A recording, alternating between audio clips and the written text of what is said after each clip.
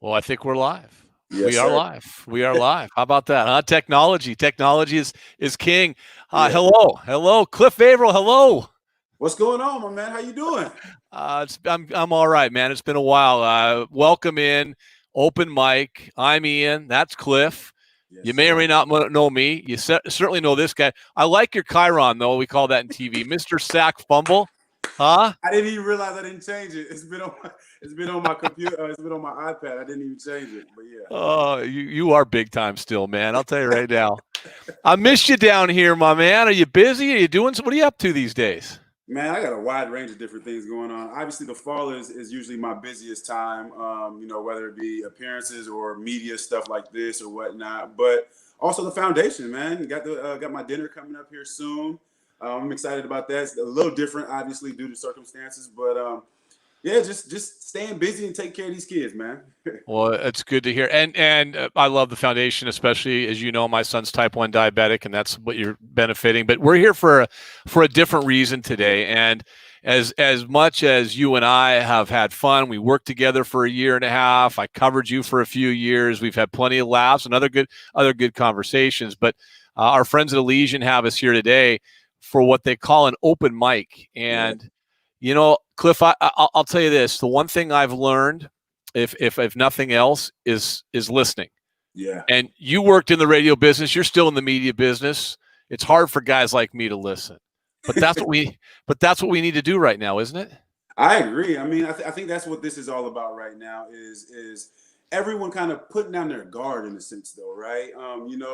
Everybody kind of has a lot to say or whatnot, but it's really all about listening and also understanding that everyone's experiences are different, right? And one of the things that I've been doing a lot of these calls, and one of the things I'm letting people know is more so than anything is like everyone's experiences are different, and because you don't experience something doesn't necessarily mean it doesn't exist, right? And I think that's where the listening comes into, right? It comes into play. We have to, kind of just shut up and listen, and that's everybody on both sides of the table. You also, me myself, also have to recognize that, the other side doesn't necessarily understand it because they haven't lived that life, right? So we all have to empathize with one another, and I think that's key. So the fact that we're having this today, I think is huge. The fact that I'm having it with you, I think is even bigger.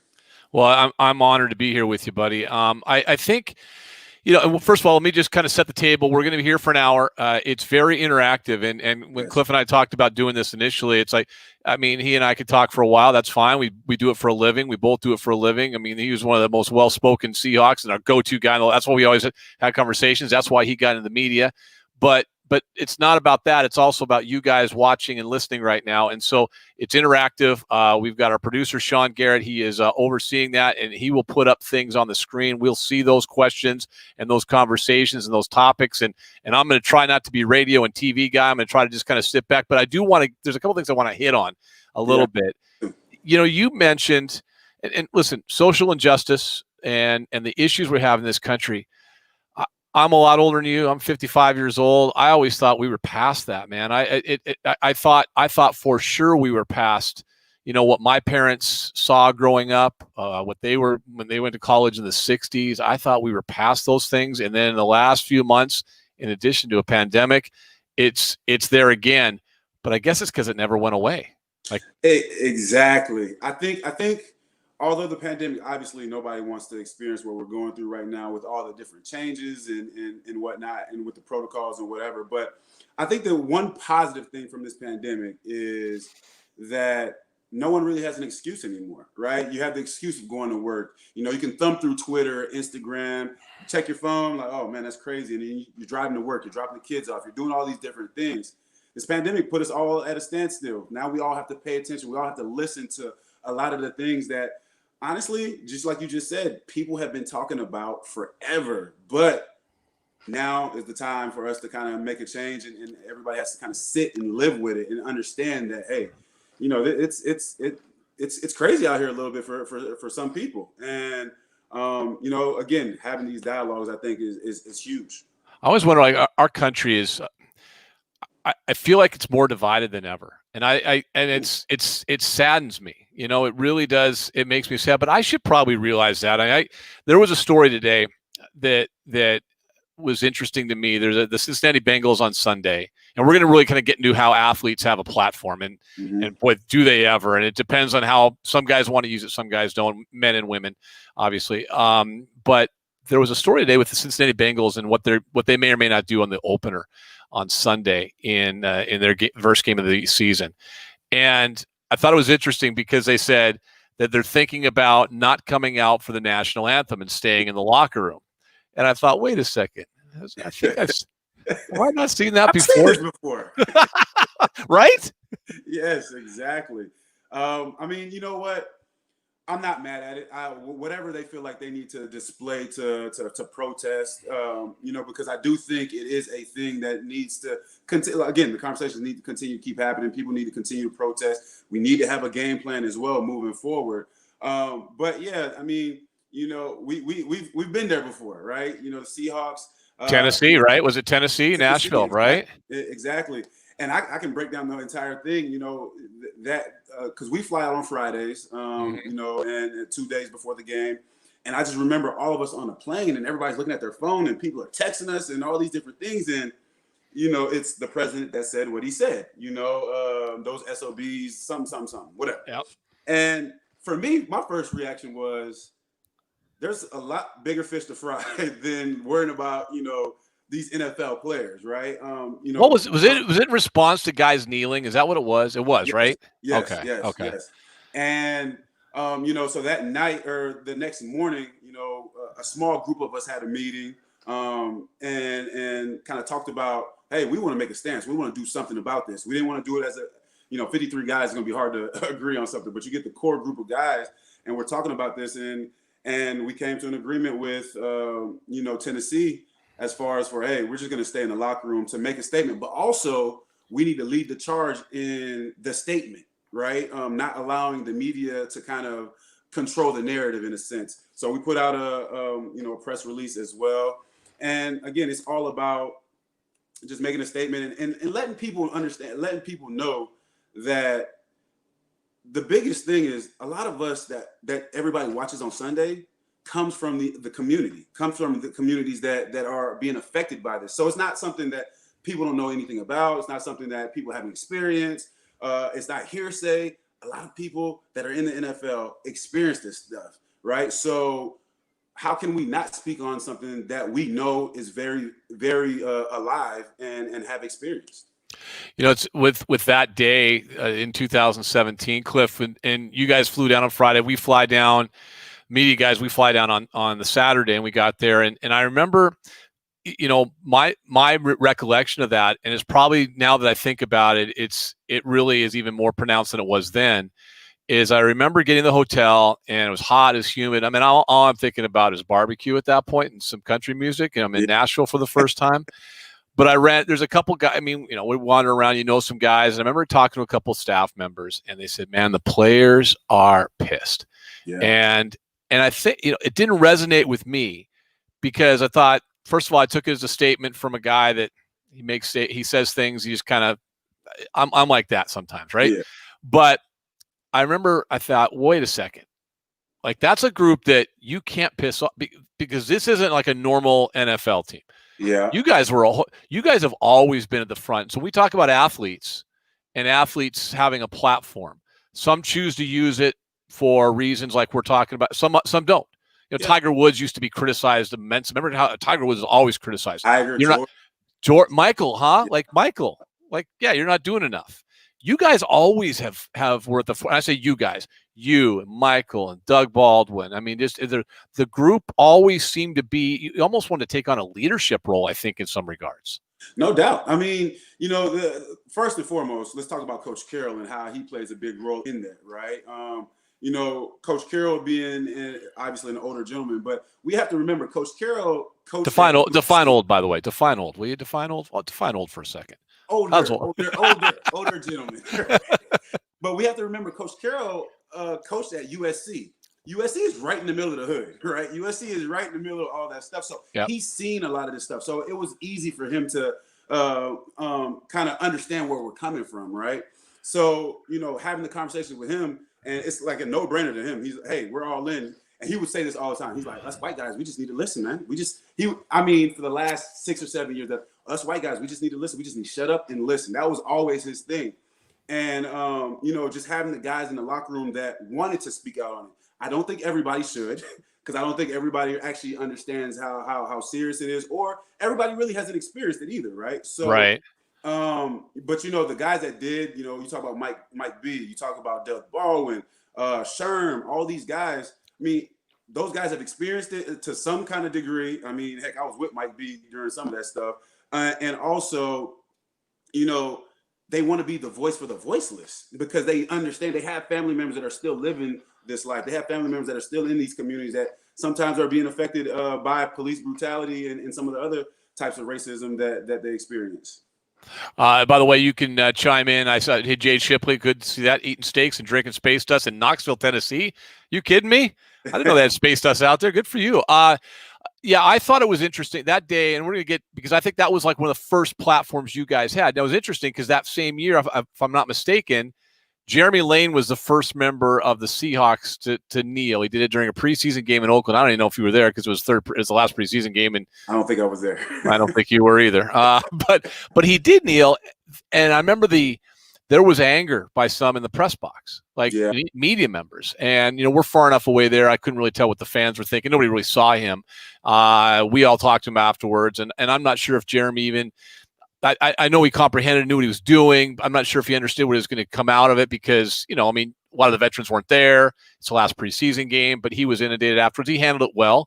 But then we got to Tennessee, and you guys did that. I'll never forget this, though, because you mentioned Pete Carroll, and this is probably the greatest thing about, I think, with him, and what we all could learn from as white Americans, right? As Caucasians, is to listen. And I talked. We had a pregame show. We're on the sideline, and I knew something was different and something was up even the night at the hotel. And I remember one of the coaches had told me, one of your assistant coaches said, it'll be interesting to see what happens today. I go, why? And I'm thinking, you guys favored, you should win the game. He's like, we didn't do any football last night. And I said, what do you mean you didn't do football last night? He says, Coach Carroll and the players and everyone met separately. It almost sounded like what they did a couple of weeks ago when they didn't practice that day. And he said, we listened, and we let those guys decide what's going to happen. And my understanding is you guys, Tennessee said, we'll do what you guys do. Yeah. What the Seahawks do. Yeah. That's pretty cool, man. I thought that was cool. But I also thought not many coaches would allow you to do that. But he also understood the importance of a platform for an athlete. Like, you guys have a platform. I mean, guys like you have a platform. Choose to do with it what you want. But boy, it's a powerful one, Cliff. It's a really powerful one. No doubt. It's definitely powerful. And I think some people understand how powerful it is, and some of the guys don't, right? And I think the biggest thing, in understanding that, Michael Bennett's my best friend. We talk about a wide range of things. He's very much into just trying to make change and speaking on a lot of the stuff that's going on in our communities. And, just hearing how passionate he is about it. You talk about Jay Lane. One of the reasons he took a knee was because he had somebody that just got killed not too long from that day. So he was experienced, like he was living through that at the game. So that was his way of being able to kind of speak on it and whatnot. But just having the platform, understanding how to use it, understanding to use it for good. And again, speaking on things that really need to change. A lot of things, like you just said, right? You've been here for some time. You're not that old, but you've been here for some time, and you thought a lot of this stuff was over with. Yeah, I will say, being here in the Pacific Northwest is a little different from growing up in the South, right? I'm from Jacksonville, Florida. I grew up around, the big 4x4 trucks with the Confederate flag off the back, with the shotgun hanging out the back window. I grew up around that. I seen that every day. I seen that at school, and I just knew not to mess with those folks. They didn't mess with me. I didn't mess with them. It was one of those type of situations. But, it's just different. It's a little more alive and vibrant in the South than, say, out here. So, I can see why there was some pushback initially out here, because they don't really see it out here as much as a lot of these guys that are from the South, that are from Texas. I talked to some of my friends that are from Texas, and some of their stories. Oh man, it's crazy, and that's why we need to speak on it, because it needs to stop happening. Well, I think we've seen so much social unrest in the Pacific Northwest, and while some has been positive, there's been some negative as well. I mean, destruction and assaulting and things like that. I go back. I mean, my wife's from Alabama. one of her family members mixed marriage. In fact, they had a baby, named it Ian. Little baby Ian is half black, half white, living in Alabama. And I've always joked. I said, I'm not sure what's going to be harder, that or the fact his name is Ian. He lives in Alabama. So I'm not just one or the other. It's a double challenge. But yeah, I don't think those of us up here always realize that. And I noticed it that day in Nashville. And I guess that's where I kind of kicked myself, and probably I think a lot of us, where we maybe, as white people in America, probably need to maybe do a better job of standing up and saying, no, you can't say that, or no, that's wrong. I think back, we're separated by glass in a press box, but that's one of the places where they're right below us, right? Mm-hmm. And when you guys came out of the tunnel, and Tennessee came out of the tunnel after the anthem was over, and it was eerie because the field's empty, and I don't think they showed it on TV. I don't think they show the anthem on TV for the NFL. Mm-hmm. Most of the time they're in a break. They come out, and man, like, both teams are getting booed. Both teams. But there were some comments being tossed out, and I thought, it's just, the words that we don't say. Yeah. And I thought, and this is a place in Nashville that, I took a walk that morning, that the Civil Rights Museum is there, the lunch counter issues and the things they've gone through in that particular city, a lot of history there. And I thought, boy, I don't know what you do at that point. Pound on the glass and say you can't say that. But yeah, it's hard, man. It's hard. It's weird to think that maybe we are isolated up here, but I think we're isolated no more, Cliff. I think we all realize it now. No, I think everybody's realizing it. But you know what? What I think, let's talk about police brutality real quick, and just talk about it a little bit. First and foremost, I hate you even have to put this out there, but of course, myself, I don't believe that we don't need police officers. I don't believe that all police officers are bad. I don't believe in that whole, I guess, movement of trying to, get rid of them or whatever. I don't think that's, because I have friends. I have friends that are police officers. I have a friend, Todd, he might even be watching right now, down in Portland as a police officer. One of my security guys, Jeff, he's a police officer I'm really close with as well. And I think it's kind of like this to me, and how I kind of explain it to them as well, is, 3rd and 2, hard count, I jump off sides. When I jump off sides, I got to turn around and look at those 11 or those other 10 guys, and like, they're going to hold me accountable to that. They're going to let me have it, right? Because now we're on the field a little bit longer. They're going to let, maybe we lost the game, whatever it may be. I just let my team down, whatever it may be, right? I know they're going to hold me accountable. And the same thing is what I tell those guys is, that's all it is. Like, 90% of the force is probably great, but that 10%, we win. Oh, well, let me rewind a little bit more. When I jump off sides, we lose. They say the Seahawks lost. They didn't say Cliff Avril lost. They didn't say the Seahawks lost. So it's the same thing with the police force right now, is the few bad apples that are in the force. They need to be held accountable. It needs to be the other police officers. They need to be, the chiefs and whatnot that need to hold those people accountable, because what it looks like to us is a lot of times they're getting off and nobody's saying anything about it. It's that brotherhood and it's keeping it tight, which I understand from a team perspective, but it doesn't do anything but allows me to keep jumping off sides if we just condone it, right? So it's the same concept, and those guys just need to hold each other accountable. And I think that's what people are tired of, to be honest with you, is we're seeing the same kind of stuff happening here and there, and nothing is happening. Yet people are dying. We can't come back from death. That's the one thing we can't come back from that. So we have to find a way to make sure that they're being held accountable and that they build that trust with the community. I grew up playing in the PAL, the Police Athletic League. That was because they thought it was important to have the kids in the community partnering up with police officers. And that's why I had a great relationship with police officers when I grew up. But at the same breath, I've also had my experiences with them as well, where it's like, oh, this is exactly what a lot of people in my community are talking about. Yeah, it's interesting. And some great comments, Gary. Great analogy, not just getting off there, getting paid vacations. The analogy that first of all, the story was fantastic. I hadn't thought of it in those ways, but the broad brush is what you're talking about. We're painting with a broad brush. Yeah. I think we should clarify one thing. It wasn't you jumping offside. It was your best friend jumping offside most of the time. Might be. Well, okay. I didn't want to throw him under the bus. So hopefully he's not watching. He and I will have issues, I know. But I think that's true. Is that yeah, the broad brush. You're right.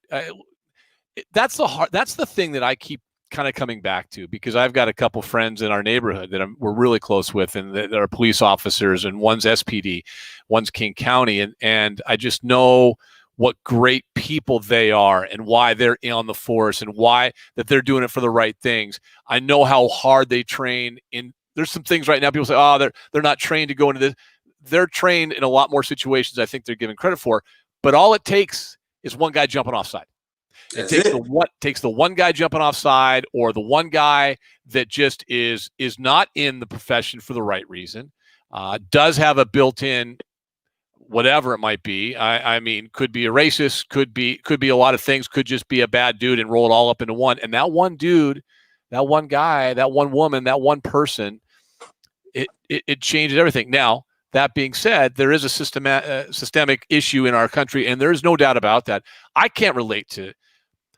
I'll never. And by the way, we'll get some your questions. Fire away. Sean will pop those up there, and if I see a question, Cliff sees a question, we'll try to jump on it in the midst of our conversation. We can break off.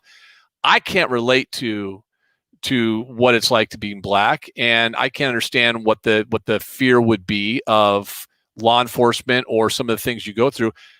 Although I did say Nolan Washington, Cliff, he's a high school football coach at Kennedy, played football at Washington State, and is now a Washington State trooper, and had a lot of friends, a lot of family in law enforcement growing up. And Nolan explained to me, he says, I'm a trooper and I get pulled over as a black man. And I have that and that's the thing I always thought, well, when he told me that, I thought, okay, if I get pulled over, even if I know I didn't do much, or maybe it's like, okay, I'm 15 miles, I'm going to get a speeding ticket, what have you, right? It still causes you angst. Mm-hmm. That angst isn't, and as much angst as I have as a Caucasian middle-aged man, I guess that angst for a black man or woman is tenfold. Oh, it's something I can't relate to. It's unreal. Even being a professional athlete, right? And to be honest with you, some of my run-ins with police officers have been while I was a professional athlete. And I mean, working at the station, I love cars. I'm a big car guy. Yes, you are. I'm a big car guy. But if anybody that knows me, all my cars are pretty much tinted out and different things like that is because of the racial they racially profile me, and I've gotten pulled over numerous times for being in cars just because that, it's not, it's not speeding, it's not running through red lights, nothing but other than that. And I know, and it's as simple as, oh, I'm sorry, Mr. Avril. Like, once they figure out, thanks for the Super Bowl. It's like, why'd y'all pull me over? Like, that's the real question, And you speak on the relationship with police officers and just getting pulled over. I've been in situations where I've seen my white friends where I'm riding in the car with them. I'm riding with my friends, and we get pulled over, and it's a speeding ticket or something like that, and he straight spazzes out on the police officer. Like, what are you talking about? Just going in. And I'm sitting here like, bro, like, what are you doing? Like this, like, I was never taught to even interact. Like, I couldn't think to raise my voice at even a police officer, because I was always taught, hey, no matter what the circumstances is, no matter how bad or how mad they may be, and I teach my kids this, there's no rude way of saying yes or no, sir. Because the ultimate goal is to make it home that night. And think about that, Ian. The ultimate goal is to make it home that night from getting pulled over. Like, that's a known thing for black people to tell their kids. I just had to have a conversation with my 9-year-old recently. Obviously, he sees what's going on around the community and around the country, and he's asking these questions, and he's like, but Dad, I thought you said, hey, if, we're polite, we'll be okay.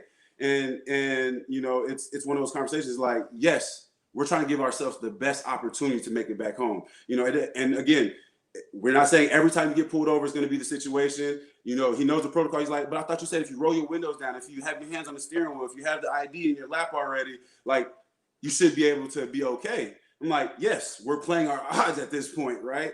And he's asking, he's like, but Dad, what if he spazzes out on me?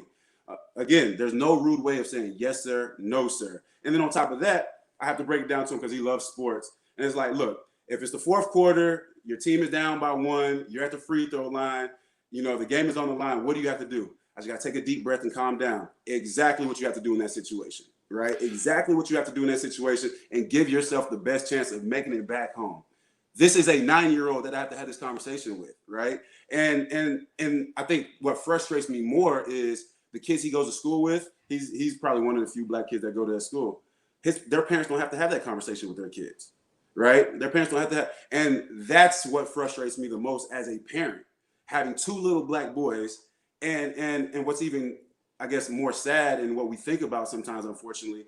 I'm 6'3". I'm a fairly big guy. My wife is 5'9".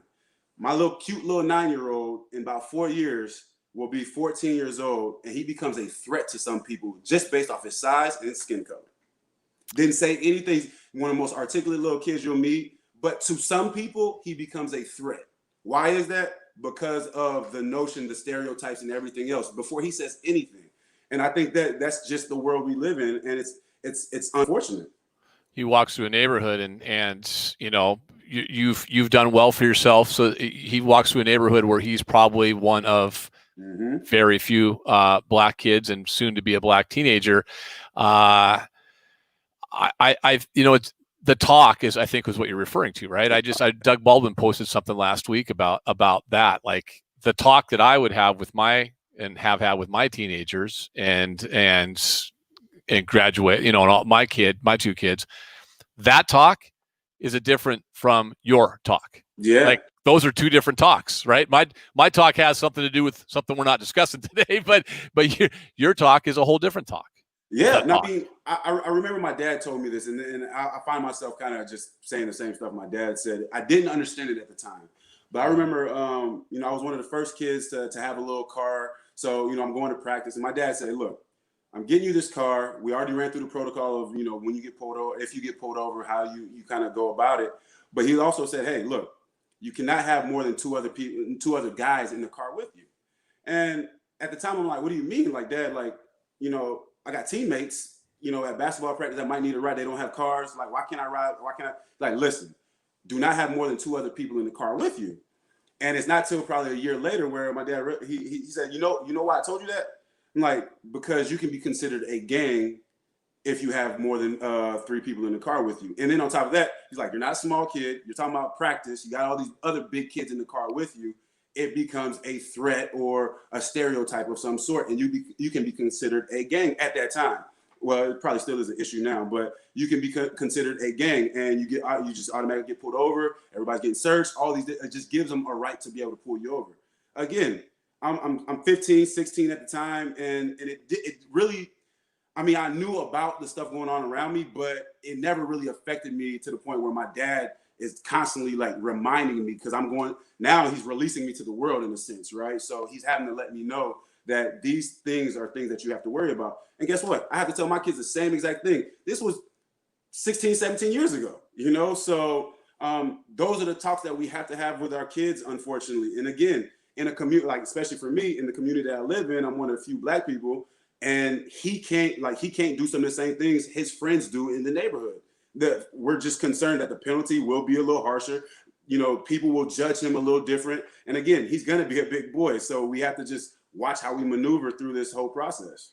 It's hard, man. I want to. Lisa Thomas had sent a message, and I'll paraphrase it. She was talking about, as a white woman, appreciates the kneeling. There it is. Raised in a very liberal household, I was always in favor of what Colin Kaepernick did and what others are doing now. I just asked for it to be peaceful.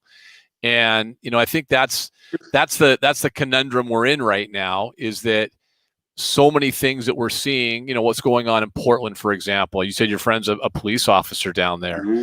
I mean, what's going on down there, it can't be constructive. It's destructive. No. It's and yet at the same time, how are you heard? I guess that's a whole different question, but how can you be heard at the same time?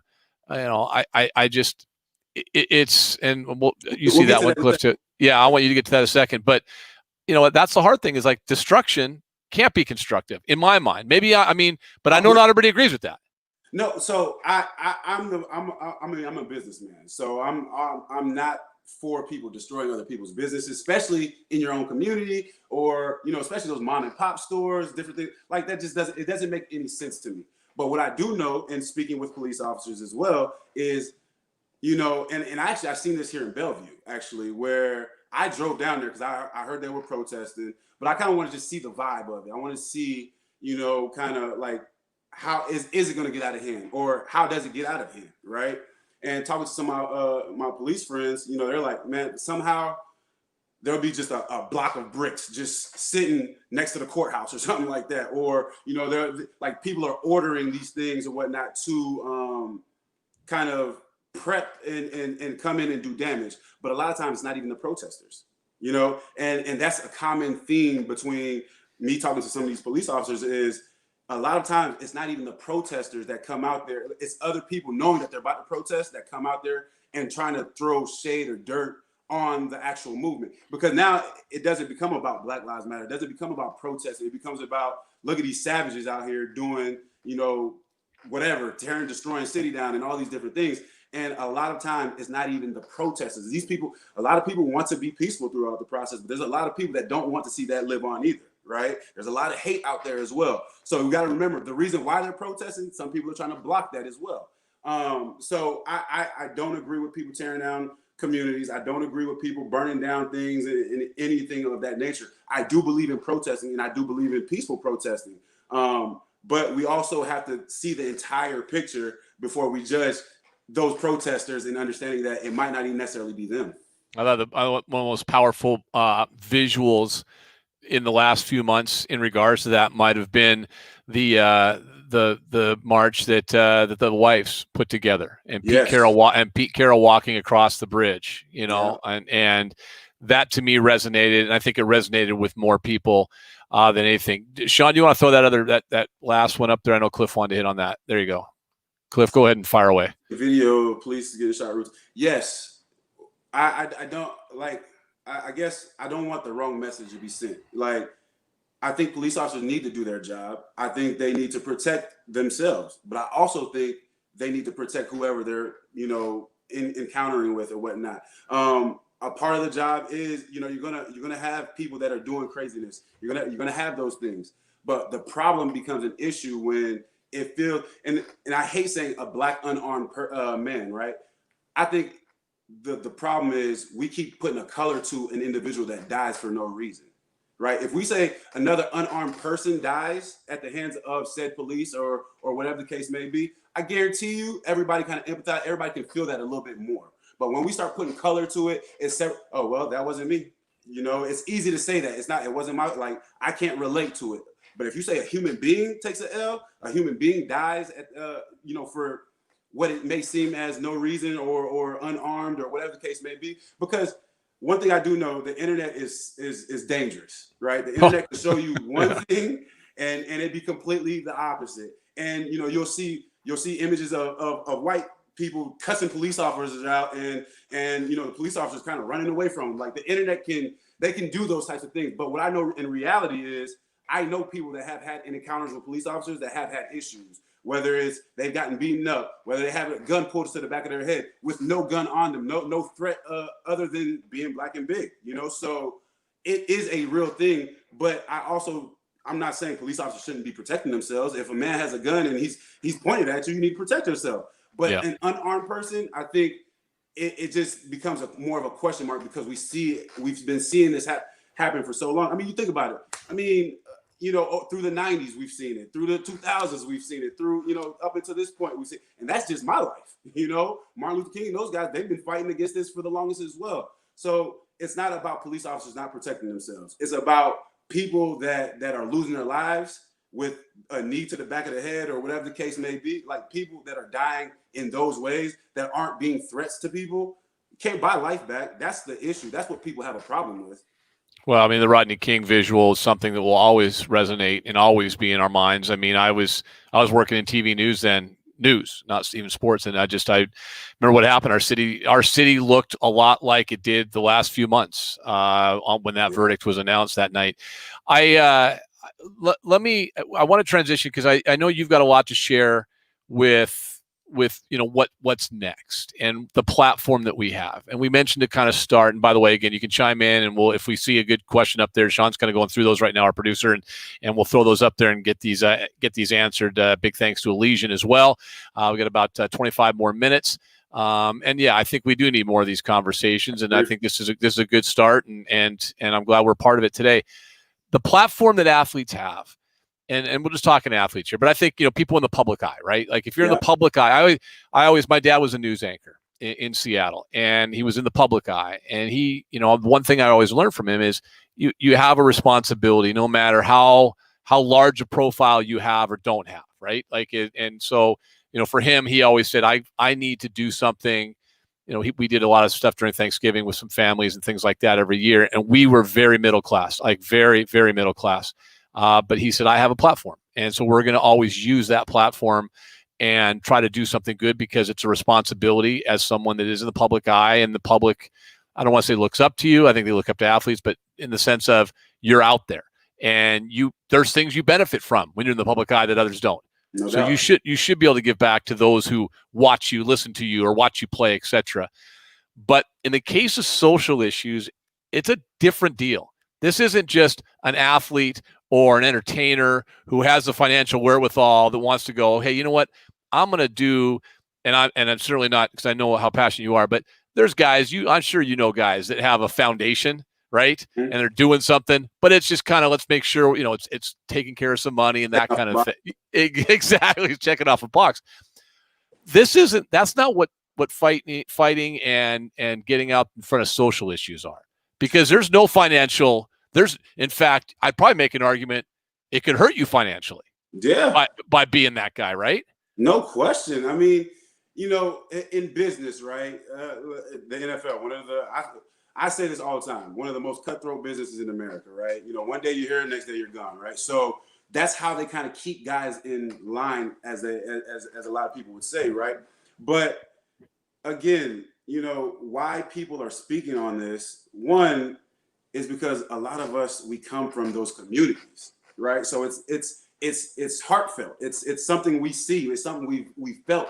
We've had people that are affected by a lot of these things, right? So that's why I think it's important for guys to speak on it. And then you talk about, just the social issues in general, right? It's something most of us have lived through. Whether and it's not just police brutality.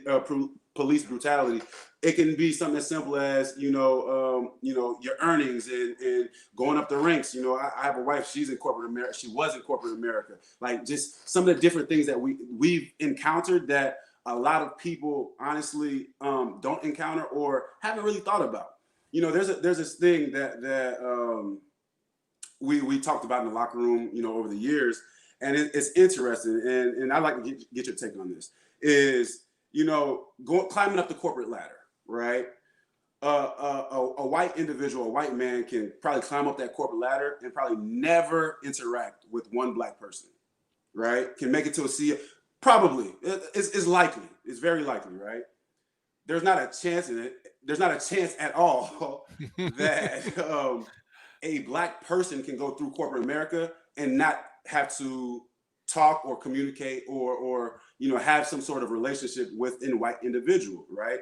And I think that's more of what we're talking about, is just people aren't asking for handouts. People aren't asking for anything other than just an even playing field, a real opportunity to be able to change their lives, just like what everybody else wants, really. An opportunity to be able to provide for their family and do for their family. So I think, when you think of things like that, it's just an interesting space, and there has to be something done about it. Well, that's because you guys, when you're discussing that, I mean, you were in a room where a lot of you had aspirations outside of football. I mean, so that conversation you have is interesting. I find it interesting. I find it fascinating, actually, because you have that conversation, because knowing a little bit about some of you guys, you more than the rest of them, but you guys all have interests and aspirations and goals that knowing that, hey, when I'm 30 something, football's over, right? And and so you had other aspirations and goals. You had the wherewithal to get there. But it's interesting about corporate America, climbing the ladder. As you go up that corporate ladder, whatever it might be, I don't have that. I know it exists. I'm in a business, so that's different. Because in television, especially, and people might say, "Are you kidding?" No, just watch TV. Like, in television, it is, now management might be different, but in television, it's very, very mixed. I think it's safe to say, especially in TV news and TV sports, etc., it's mixed. And I say mixed. It's not just white male. It's white female, white male, Hispanic, Black, Asian, heterosexual, homosexual. I mean, I can tell you right now, I've never worked in a more diverse workplace than Q13 Fox, of all things. And I said Fox, but yeah, it is easily the most diverse workplace I've ever been in, and which I love. I think it's fantastic. But I think about like the business my wife is in, and other people are in. Yeah, there's probably, as you climb up a corporate ladder, mid-management, upper management, next management, owner, probably for the most part Caucasian, right? And yeah, so that is, and they don't look like you, and so that comes into play. But as far as athletes are concerned, you guys have an opportunity, I think, because people listen. Charles Barkley was wrong, like he just was. Because you don't decide if you're a role model or not. I mean, Cliff Avril could say he doesn't want to be a role model. It doesn't matter, because there's still kids that are going to look up to you. No doubt. But I with the Charles Barkley's comment, I agree kind of halfway, right? Because I think it's on us as parents, right, to understand that I got into the NFL at the age of 22. I hope I'm not your child's role model. You know what I'm saying? Right. So I'm still trying to figure things out, right? But now when I become 28, 29, 30, wife, kids, I want to be that role model for your kids, because I understand what that looks like, because I have my own now, right? But at 22, 23, honestly, I don't want that kind of pressure, because I know I'm going to mess up. I know what 23-year-old doesn't mess up, right? So that's why I say I'm kind of on the fence with it from that perspective. And we have to realize most athletes are that age, right? But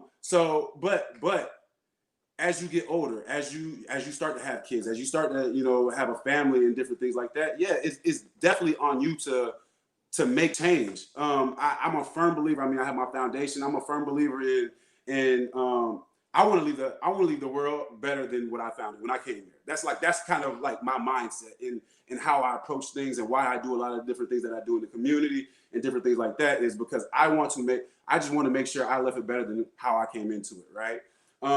But that took some time for me to get there. My first 4 years in the league, I'm just thinking about now. I can't think past next week when you're 22, 23 years old. But I agree with that. I will also say we have to be careful in just the unconscious bias that a lot of us have, right? And that's everybody. And I say that here as an example. I have a gentleman that works for me, and he's an older white male, and he's talking about how, hey, HR is saying that we need to hire more people of color, and he's like, I just want the best people that can do it. I'm like, I agree. It should be that way. You should have the best person to do it, right? He was like, if they sent me a list of applicants that are just black or brown, like I would say, hey, get this out of my face. Like, let's get a diverse list of people. I say that's how it should be. But do you do that when you just get a list of just white males or white people in general? Do you process it the same way? He's like, You know what? I never thought of it that way. That's my point. Like, you're not trying to be a certain way. You're not trying to be biased in a certain. You're just like, it just happened. It just happened, right? So I think we have to be just understanding how we process things, and understanding that we might have those biases and not even paying attention to it. Well, I think we all have those biases. I think you're lying if you say you don't. I think even here's the harsh reality, and it doesn't matter how diverse of an area you grew up in or where you were from. I think I went to a high school in Seattle that was, although it was private, it was still diverse. And yet I'm sure there's parts of me deep down that if I see a black person, I might have a built-in bias. You might see a white person and have a built-in bias. Go, you know what? I bet that dude is afraid of me or has something against me, and vice versa. And I don't even know, Cliff. I mean, I probably wishful thinking in our lifetime that totally changes it. Maybe it never will, right? Maybe it never will. But hopefully conversations are. What's that? I said maybe it doesn't change in our life, but I think it's all about us planting those seeds and allowing our kids to have a different type of reality. It's not. It's hard to break that right now. But again, as we have these conversations, I think the biggest thing is being comfortable having uncomfortable conversations. As we continue to break those barriers down and continue to plant those seeds, hopefully our kids in the near future will be able to have a different outlook on life, have a different perspective on how things are going about. And I think that's important. I mean, I think it's, you and I have talked about how sports can come into play. I've talked to you about, I mean, my son plays on a really diverse basketball team. And I think the greatest thing about it is it has nothing to do with basketball. I mean, it has zero to do with basketball. In fact, it's who he plays with and who his teammates are and what they look like. And the fact that he's the minority on the team. I think it's the greatest. I remember the first couple of years in, 7th, 8th, 9th grade, I'm like, this is somewhere along the line it clicked. I went, this is great. Nothing to do with basketball, but this is great because what's great about sports. Yeah, you look around. That's which is an interesting dynamic. How different sports is, right? Like in an NFL locker room, the white player is the minority, right? The white player is the minority, and that's the case in NBA locker room as well. Not so much in baseball. That's a great question by Rich Strauss. What can you do to make changes happen? And I think the key word there is sooner. Continue to have this dialogue, man. Continue to have these types of platforms. Continue to have the dialogue. And also, everyone has to start doing their own homework, too. I tell people when I get on some of these Zoom calls, like, I can't be the token black guy that's speaking for all the black people, right? We have to go out and do our homework from the standpoint of understanding what black people have done in America, one, but also just understanding who they are. Like, it's so interesting. Like, February shouldn't be the only month we talk about, black history. It's America. Right. Because they played a big role in America, right? So even something as simple as that. So it's really having a dialogue, continue to do your own homework and diving deep into it. And, holding other people accountable too. When you hear that guy at the stadium saying this, that, and the third about those guys, like, you need to say something to him. And if I hear one of my guys saying something about another, like, you need to hold them accountable. It goes back to being accountable again. So I think those are the first few steps for each individual to be able to accomplish. And I think overall, it makes a big difference. I wonder how this, and I mean, listen, this is a somewhat of a sports format. I wonder how it's going to play out this year. I wonder out loud how things are going to look this year. I wonder how because there's people, the word uncomfortable comes up a lot, right? And that's, and uncomfortable sometimes can elicit, and hopefully does elicit, positive change. But uncomfortable will be at times if you are the person that doesn't want to mix sports and politics or sports and social issues. Boy, well, so already you probably you haven't watched the NBA in its return to play. Yeah. You even haven't watched the NHL in its return to play. I mean, the powerful image last week of Ryan Reeves and the three other black players with every guy behind him basically Caucasian or European. You haven't watched the NHL, haven't watched the NBA. The NFL will be a really big disappointment to you, right? Because if you don't want those things to intermix and intermingle, I think you're going to be disappointed. I don't know. You probably have a better idea how things are going to turn out. Maybe you don't. Maybe it's just it'll be interesting week to week to see how things turn out. But there is a platform there. That's why I was glad the NBA, Cliff. I was so glad the NBA. Take your day, take your 2 days. NHL, take your 2 days, follow suit. Baseball had a day. Mariners had more black players than anybody in baseball, which is, they needed to take a day. I mean, they needed to be at the forefront of that. Yeah. Although, in their defense, all those guys are pretty young, like you just said. They're young guys. But everyone took a day. But the NFL is going to have an interesting year in a lot of ways, and hopefully they have a powerful and impactful year too. I agree. I think the NFL, the NBA did a great job. Hats off to those guys, LeBron and all those guys leading the charge, Chris Paul, all those guys leading the charge. I think with the NFL, it's going to be huge because, the WNBA did their thing as well. Very much so, yeah. They're very much so, yeah. How about that? But I think the NFL, with the type of players that are there, because you got to remember, the NFL as a roster, as a league, has way more players than any of the other leagues. Yep. And majority are black. Majority come from a lot of our these communities, right? So I think, there will be a lot of talk about it. I mean, hearing Goodell say, hey, man, I dropped the ball. I should have listened. I sat, myself, Michael Bennett, I think Doug was there. We all sat with Roger Goodell talking about, hey, like, we need to do something about this. And, of course, when it initially happens, it's going to rub people the wrong way. Of course, it's about the money, so we don't want to do that, But now I think it's going to be an easier transition for them to be able to accept all that and make great statements and putting things out there, partnering up with Jay-Z, doing all these different things to make statements and try to make change. But the change also comes with putting some funds behind it as well, right? So I want to see how they massage that as well in trying to make real change.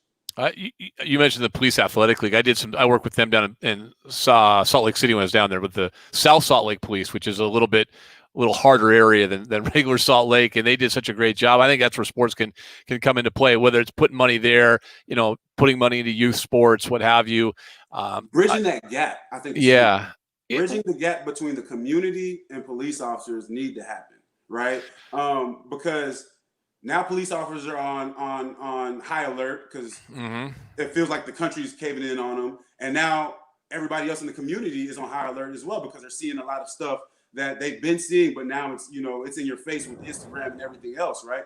So we have to, as people, it boils down to being people, have to find a way to bridge that gap between police officers and the inner city in a lot of our communities, because if not, everything's going to implode, and we can't have that either. So we have to find like-minded people that really want to make change in the police force and in the communities to come together, bridge that gap, so people feel more comfortable. Hey, there's actually an issue going on. I can call you and not be worried about getting gunned down or anything like that.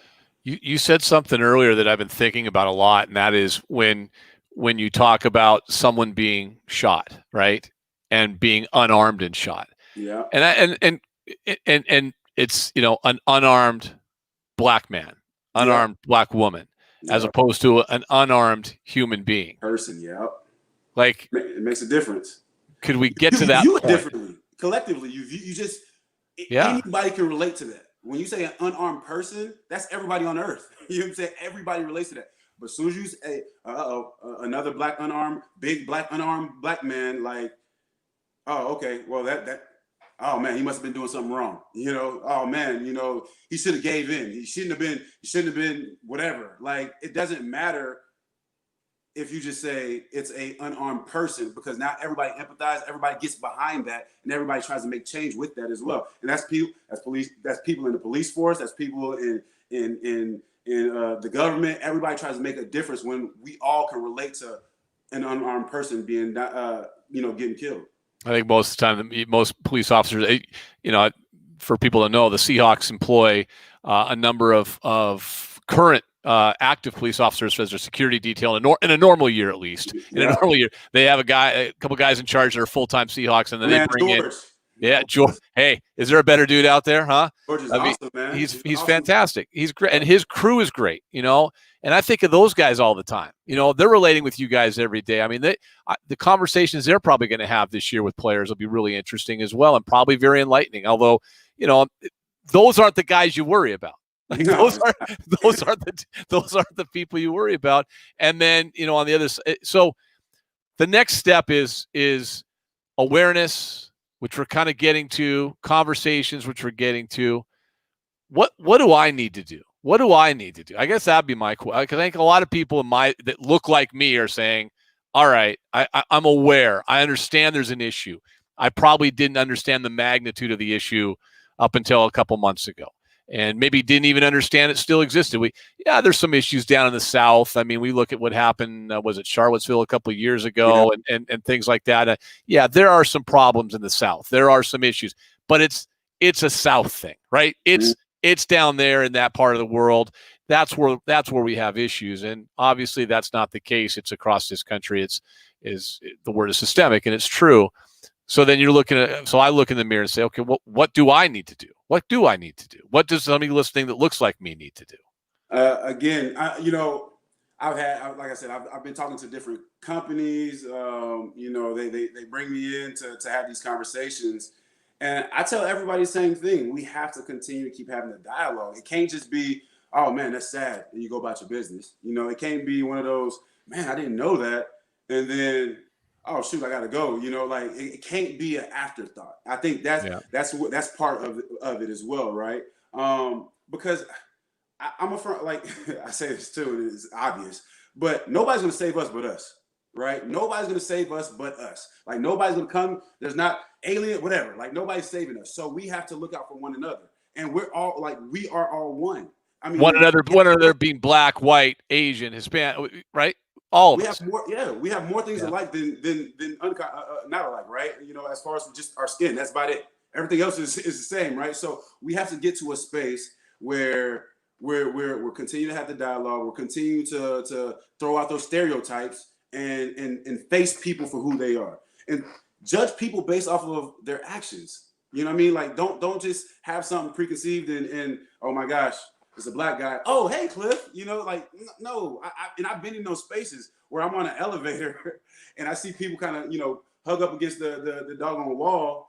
And then the kid, the 7-year-old, oh, that's Cliff Avril. Hey, how you doing? And everybody's face and demeanor changes. Like, that's not right, because it's like there's less than 1% of people that are actually, I guess, recognizable, or, you know, has a platform or whatever. But what about that guy that walks in there and he just gets it because he's black?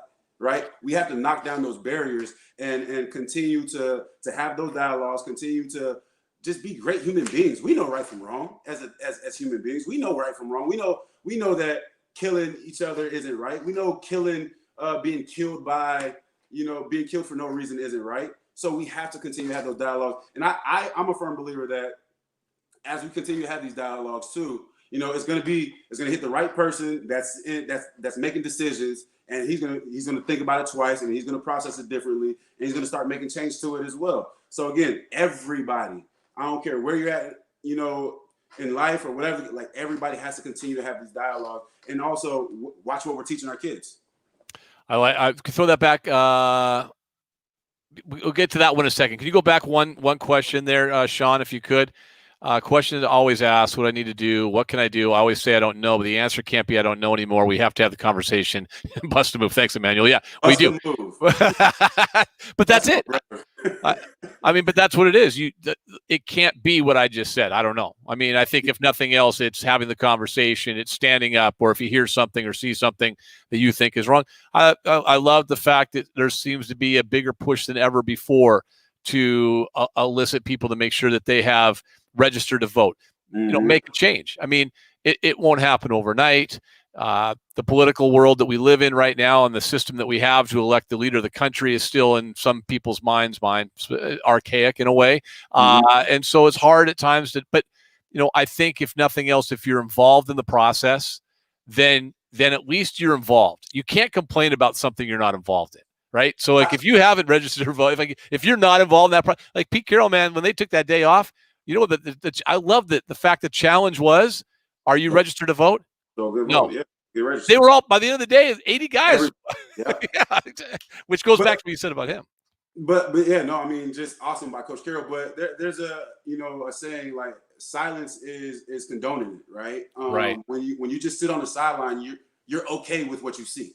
You're okay with allowing a lot of this stuff to happen. So no, everybody has to do their part, man. You know, and again, I think it's the history is important. I think the dialogue and conversations are important. I think, you know, the worst thing you can say to a black person too, let me throw this out there. There's a couple things, but one of the things you can say is, like, hey, I'm not racist. Look, I have like 2 black friends. Like, that's like what does that mean?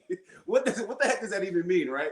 So, like, that doesn't prove anything. That was a side note, but I just think we have to continue to have the dialogue. I think we have to continue to stay on top of that, and just, you know, we just can't be happy with the way things are going, man.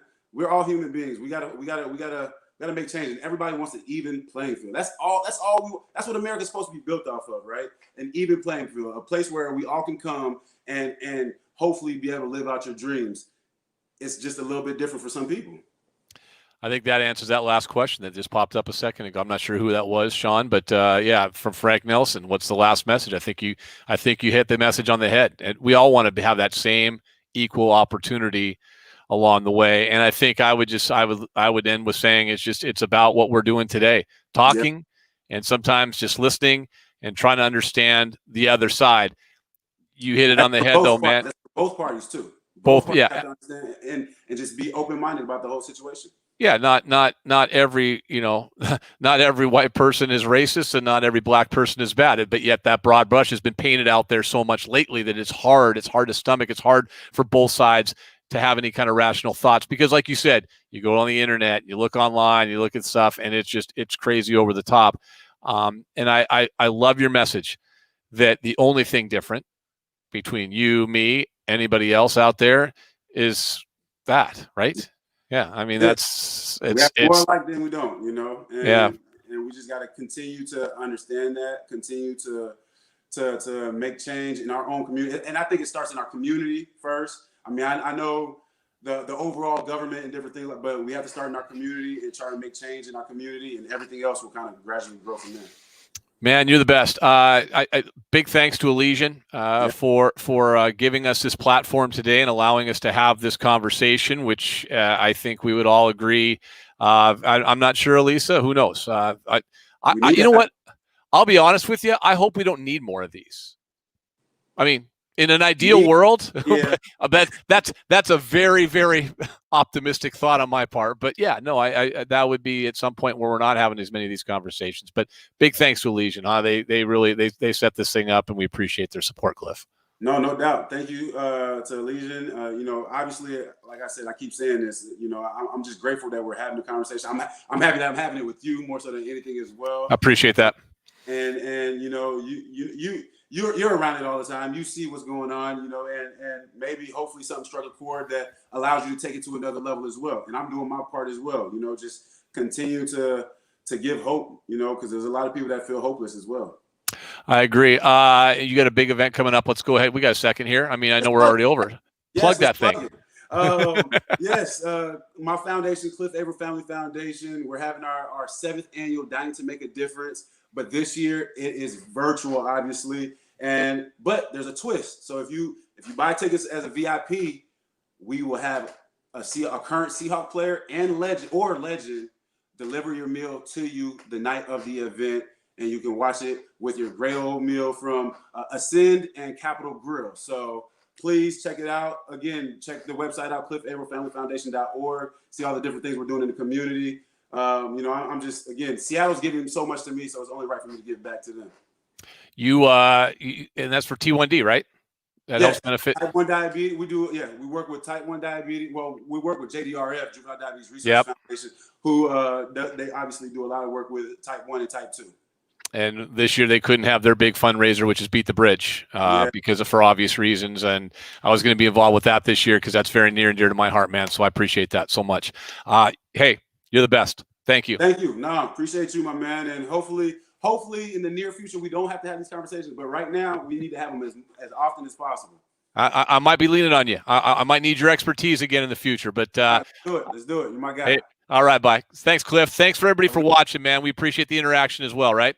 Yes, sir. See ya. See ya.